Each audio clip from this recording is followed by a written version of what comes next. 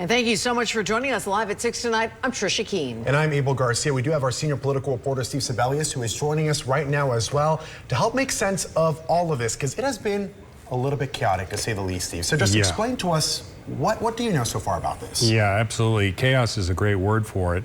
This morning, the Senate, on a voice vote at 2 a.m., now there were hardly any people in the chamber, so there's not a lot of voices for that voice vote, but they passed this partial funding bill without ICE and without the CPB. This is what Democrats have been asking for since before the government shut down.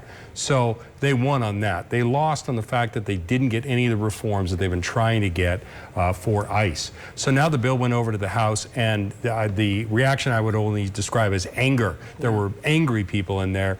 They said, no, the Senate has not done its job. One called them lazy, said the Senate was lazy. Oh, wow. They said the only thing we're going to do is we're going to send the whole thing back with full funding back to the Senate. So that's really what happened today. It's like watching Wimbledon, you know, we're going from one side to the other side and back. Well, we've seen the long lines with TSA, so there was a lot of pressure on President Trump, and he did sign an order now to pay the TSA workers, agents. Yes, he did, an executive order. And ironically enough, people I talked to today said he could have signed that back on February 14th when this all started. He decided to do it now because I think he is seeing the same things we're seeing, those long lines that we're showing you from the airports. And this is the second shutdown that TSA agents have had to endure without getting paid. Now, remember, the rest of DHS, this is one of the most sprawling agencies in the entire federal government.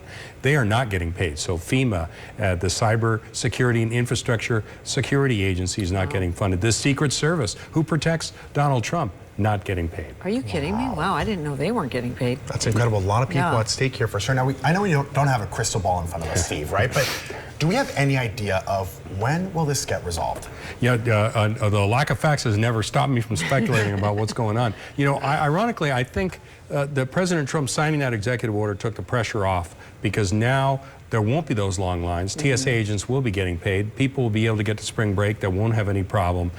So I think the Senate is going to continue to take its vacation and then deal with this when they get back from that vacation and deal with the bill that was sent over. I don't think that they can pass it. I don't think they have the votes to pass it, and they don't have the votes to get rid of the filibuster. So we're back to square one where we are when this whole thing started.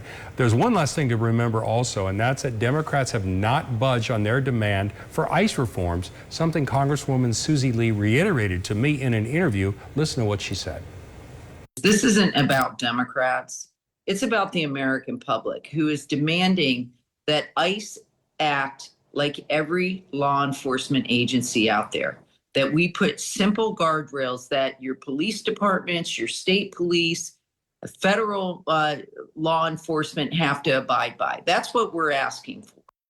You know, and until those reforms are enacted, that's no mask, no wear body-worn cameras, all of that. Every Democrat that I've talked to in the last couple of days says they're an absolute no vote on any future funding for ICE. So it doesn't look like this is going to resolve itself anytime soon, because we're, again, in that same standoff that we've been since February 14th. Wow. Wow, a lot going on. All Absolutely. right. Nice to have you this evening with us and break it all down for us. Thank you so much. Thank goodness for Steve. I know. We He helps us understand understand it all.